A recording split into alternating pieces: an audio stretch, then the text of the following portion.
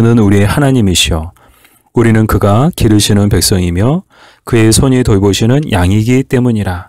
너희가 오늘 그의 음성을 듣거든 너희는 무리바에서와 같이 또 광야의 마사에서 지냈던 날과 같이 너희 마음을 완악하게 하지 말지어다.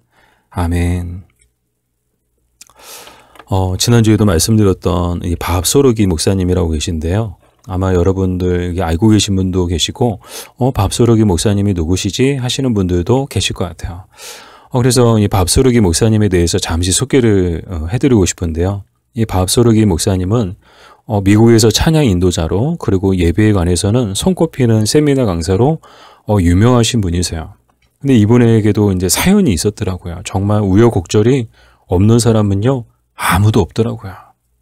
이 밥소르기 목사님에게는 또 어떤 사연이 있었는가 봤더니 1992년 어느 금요일 사역을 마치고 집으로 돌아오는 길에 갑자기 목에 극심한 통증을 느끼셨다는 거예요.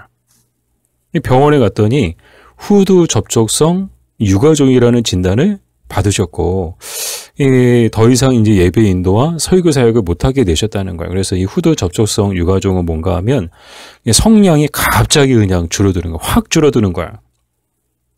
뭐 이렇게 여러분들 이제 지금 마이크, 저도 마이크, 핀 마이크를 가지고 이렇게 여러분에게 말씀을 드리는데 이게 뭐 마이크가 없으면 갑자기 소리가 잘 안 나는 것처럼 이렇게 잘 안 들리죠, 여러분. 이런 것처럼 갑자기 그냥 성량을 잃게 되셨다는 거예요. 그러니까 이제 목사에게 예배 인도와 설교 사역을 못한다는 것은요, 마치 사형 선고와도 같거든요. 아마 저도 그럴 것 같아요. 정말 이제 목사인데 목소리가 안 나오면 목사로서 사형 선고와 같은 거야. 어떻게 예배 인도를 하고 어떻게 말씀을 전하고 어떻게 찬양을 부르고 아무것도 할 수가 없는 거죠. 목소리가 안 나오면 정말 아무것도 할 수가 없는 거야. 근데 밥소르기 목사님은 이제 성량의 대부분을 잃고 완전히 이제 삶이 무너져 내리는 이 경험을 하셨다는 거야. 누구라도 아마 이제 정말 이 마음이 낙심이 되고 이 삶이 무너져 내릴 것 같아요. 하지만 이 세상에 죽으라는 법은 없는 것처럼 이 하나님 나라에도 이 죽으라는 법은 없습니다. 그 후로도 이 목사님은요, 이 성량이 막 거의 대부분 성량을 잃었음에도 불구하고 그 작은, 정말 작게 남아있는 그 성량을 가지고 무려 20여 년 동안 찬양하고 말씀을 전하는 사역을 계속했다는 거야. 이가 없으면 잇몸을 한다. 그런 각오로 하셨던 것 같아요.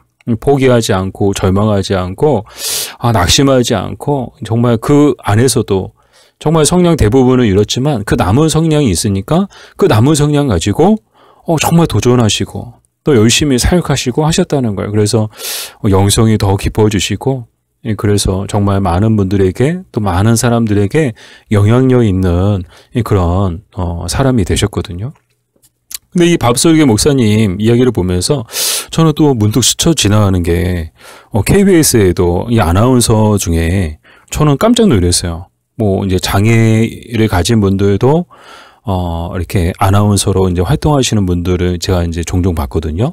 뭐 지체 장애를 가지신 분들도 뭐 휠체어를 타고 이렇게 아나운서로 이제 뉴스를 전하는 그런 모습도 봤는데 최근에 이제 어떤 아나운서를 봤는데 그분은 시각 장애인이에요.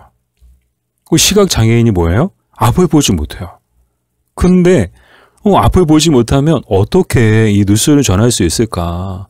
근데요, 와, 정말 뭐, 시각장애인 맞나 싶을 정도로, 뭐, 보통 그 아나운서들하고 똑같이 정말 잘 전하는데요. 그분이 아나운서가 되기까지 그 과정을 보니까요, 정말 이제 우여곡절이 많았더라고요. 뭐, 14살 때 갑자기 시력을 잃었다는 거예요. 그냥 아침에 자고 일어났더니 앞이 안 보인다라는 거야. 그래서 막 엄마 아빠 부르고 했는데 처음에 엄마 아빠는요, 얘가 장난하는 줄 알았대요. 근데 진짜 앞이 보이지 않는 거야. 정말 황당하고 어처구니 없는 거 아니에요?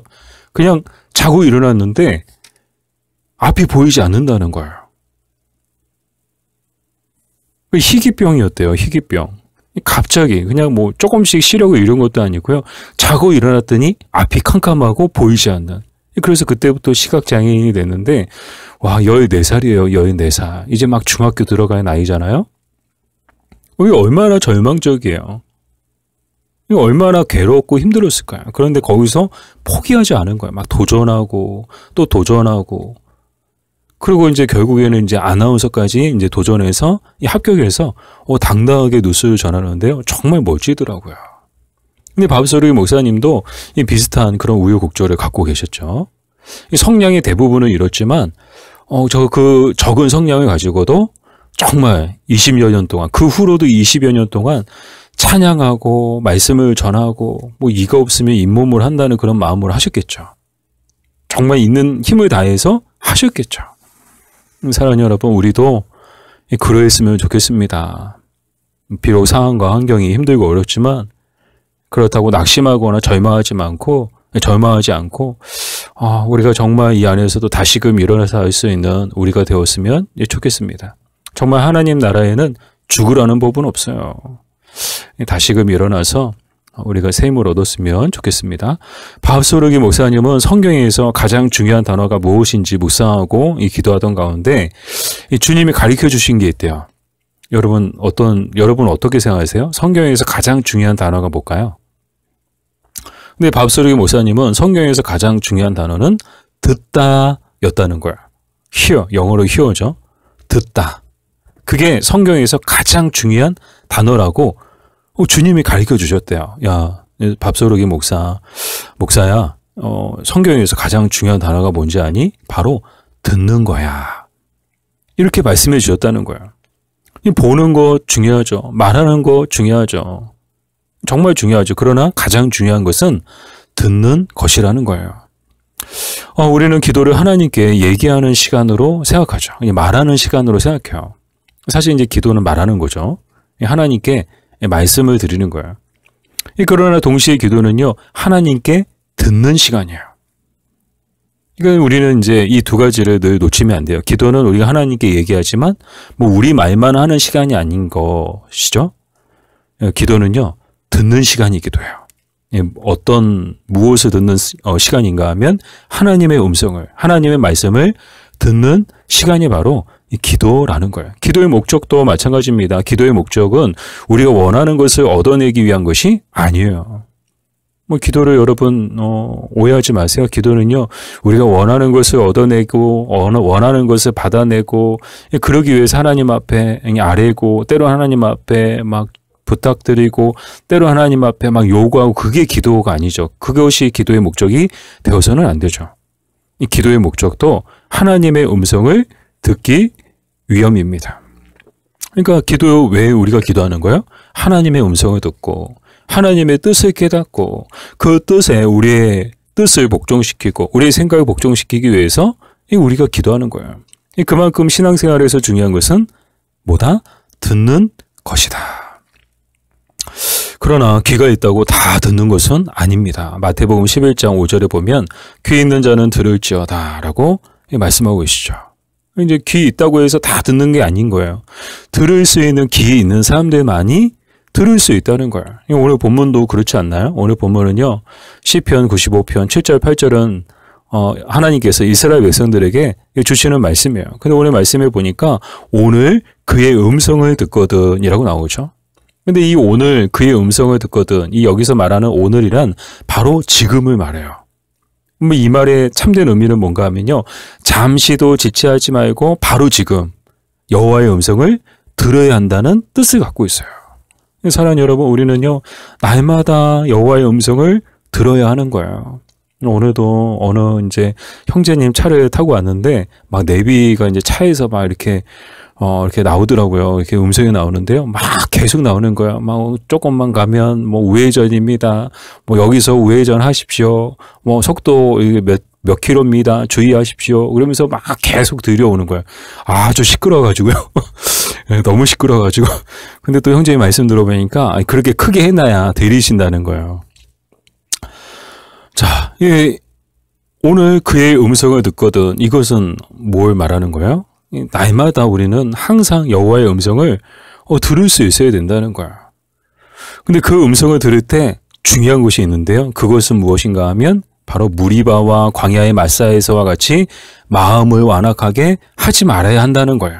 바로 오늘 이 말씀이죠. 오늘 본문의 말씀이죠. 근데 우리가 궁금해요. 그럼 무리바와 광야의 마사에서 어떤 일이 있었는가? 먼저 무리바에서 어떤 일이 있었는가 하면요. 막 출애굽한 이스라엘 백성들이 광야를 지나가고 있잖아요. 근데 광야에 뭐 있어요? 뭐 편의점이 있어요? 뭐 마트가 있어요? 아무것도 없죠. 아무것도 없으니까 광야죠. 근데 이제 물이 없으니까 얼마나 갈증나요. 뭐 한낮에 뜨거운 태양 아래 막 광야를 지나가는데 정말 이제 그냥 뭐 물이 있어도 정말 계속 물이 이제 몸으로 들어가고 몸에서 막 물을 계속 원하겠죠. 얼마나 갈증이 나겠어요. 근데 물이 없는 거야. 물 구할 수도 없는 거야. 그랬더니 백성들이 그냥 태도가 돌변한 거야. 모세를 향해서 분노를 표출하면서 막 다툰 곳이 바로 이 무리바였습니다. 그래서 무리바라는 이름도 그 뜻이 무엇인가 하면요. 다투다, 싸우다. 그런 뜻을 갖고 있어요. 그리고 마사에서는 또 어떤 일이 있었는가? 이 비슷한 일이 있었어요. 이 마사에서도요, 물이 없는 거야. 정말 사람이 살아가는데, 사람이 생존하는데 정말 필요한 게 뭘까요? 이 물이죠. 정말 물은 꼭 있어야 되거든요. 공기도 필요하고요. 근데 물이 없는 곳에 대해서 또 이제 여기서 이 마사에서 하나님에 대해 의심하고 하나님이 살아계신가? 하나님이 우리 하나님 맞으신가? 하나님이 우리를 정말 사랑하시나? 막 그렇게 의심하고 모세에게 불평과 원망을 막 쏟아내는 거예요. 이 백성들이 정말 이 모세와 이 정말 지도자를 향해서 막 불평과 원망을 막 쏟아내는 장소가 바로 무리바와 이 마사였던 거예요. 근데 생각해 보면 참 어처구니가 없죠. 이 출애굽 과정에서 이스라엘 백성들이 얼마나 엄청난 은혜를 입었어요. 근데 당장에 마실 물이 없다고 불평하는 사람들의 모습을 보면 정말 은혜를 모르는 배은망덕한 인간들이자 이 패역한 인간들이라는 생각이 드는데요. 이렇게 이 사람들 이스라엘 백성들이 은혜는 다 까먹고 은혜는 기억하지 못하고 감사는 다 잃어버리고 온통 불평과 원망으로 가득했던 이유는 뭔가? 그 이유는 바로 그들의 마음이 완악해서 그렇다는 거예요. 이 완악하다는 것은 NIV로 하든이라고 하는데 이 하든이라는 뜻은 딱딱해지다, 무뎌지다 라는 뜻을 갖고 있어요. 즉 그들의 마음이 딱딱해지고 그들의 마음이 무뎌지고 또 다른 표현들은 그들의 마음이 아주 차가워지니까 아주 그냥 사람이 변하는 거예요. 사람이 변하는 거예요. 막 어제까지만 해도 모세 하면서 이 모세를 잘 따르고 모세 말에 순종했던 사람들이 당장 마실 물이 없으니까 모세를 원망하고요. 막 불평을 막 쏟아내고요. 막 비방하고요. 의심하고요. 막 하나님의 존재에 대해서도 막 불신하고요. 막 그러는 거예요. 왜요? 마음이 딱딱해지고 마음이 묻어져서 그렇다는 거예요. 사랑하는 여러분, 오늘날에도 이 마음이 완악하여 하나님의 큰 은혜를 입고도 그것은 기억하지 못하고 당장의 눈앞에 있는 어려움 때문에 불평하고 원망하는 또 의심하는 이들이 얼마나 많습니까? 참 어리석은 거죠. 또 하나님 보실 때는 정말 배은망덕하고 이 패역한 무리들 아닌가. 근데 이렇게 배은망덕하고 패역한 무리들이 얼마나 많은가요? 뭐 인간관계도 그렇지 않나요? 잘해주고 고맙고 좋았던 것은 하나도 기억하지 못하고 베풀어준 은혜는 하나도 기억하지 못하고 당장 마음에 들지 않는다고 불평하고 원망하고 비방하고 등을 돌려버리는 사람들이 얼마나 많아요. 왜 그럴까요? 마음이 완악해서 그렇다는 거야. 사랑하는 여러분, 귀가 있다고 다 듣는 것이 아닙니다. 들을 귀 있는 사람들만이 들을 수 있다는 거예요. 그럼 들을 귀란 뭔가? 바로 마음의 상태를 이야기해요. 하나님의 말씀을 듣고자 하는 마음을 말하죠. 그 마음의 상태, 이 하나님의 말씀을 듣고자 하는 그 마음이 있는 사람들만이 들을 귀를 가진 사람들이다라는 거예요. 근데 예수님은 이제 그 땅의 비유를 통해서도 이 말씀을 주셨죠. 이제 뭐 씨 뿌리는 자가 씨를 뿌리는데 씨를 뭐 길에 떨어지고 가시떨기 위에 떨어지고 돌 위에 떨어지고 또 어떤 씨들은 또 옥토에 떨어지고 그 열매가 다르잖아요. 좋은 땅에 떨어진 씨들만이 30배, 60배, 100배의 열매를 맺게 되죠. 이게 뭘 말하는 거예요? 사람의 마음의 상태를 이야기하는 거예요. 하나님의 말씀을 듣고자 하는 마음이 있는 사람들은요, 뭐 하나를 던져줘도 그 씨 하나가 뿌려져도 그 씨 하나가 30배, 60배, 100배의 열매를 맺는다는 거야. 근데 마음의 상태가 하나님의 말씀을 듣고자 하는 마음의 상태가 아니면 뭐 씨를 30개 뿌리고 씨를 60개 뿌리고 씨를 100개를 뿌린들 단 하나도 열매를 맺지 못하게 된다는 거죠. 이게 중요한 게 뭐예요? 마음. 하나님의 말씀을 듣고자 하는 마음이라는 거야. 처음에 서두에 밥소르기 목사님에 대해서 말씀을 드렸는데요. 이 밥소르기 목사님은 성경을 읽을 때 분량을 채우기 위해서 읽지 말라고 권면하고 계세요. 뭐 우리는 뭐 성경 하루에 뭐 3장씩, 성경 하루에 5장씩, 성경 하루에 10장씩. 그래서 뭐 성경을 뭐 1년에 몇 독하고 어떤 이제 분량을 딱 정해놓고 성경을 읽을 때가 참 많죠. 또 그런 분들도 참 많아요. 근데 밥소르기 목사님은 성경을 그렇게 보지 말라는 거예요.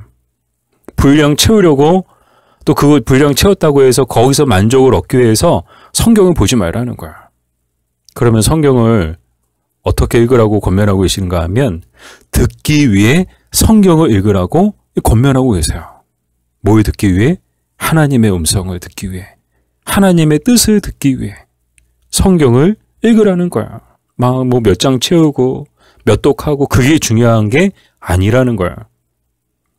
성경을 읽을 때 정말 중요한 것은요. 정말 우리가 놓치지 말아야 되는 것은 정말 우리가 중요하게 여겨야 되는 것은 그 성경을 읽을 때 하나님의 음성을 듣는 것. 또 하나님의 음성을 듣고 깨닫는 것. 그것인 줄 믿습니다. 우리가 이런 마음과 자세로 성경을 보고 기도를 한다면 우리는 성경을 볼 때마다 그리고 기도를 할 때마다 하나님의 음성을 듣게 될 것입니다. 정말 그렇지 않을까요? 성경을 보더라도 이 마음을 가지고 듣고자 하는 마음을 가지고 들으면 하나님은 오늘도 성령을 통해 또 성경을 통해 우리에게 하나님의 음성을 들려주시는 줄 믿습니다.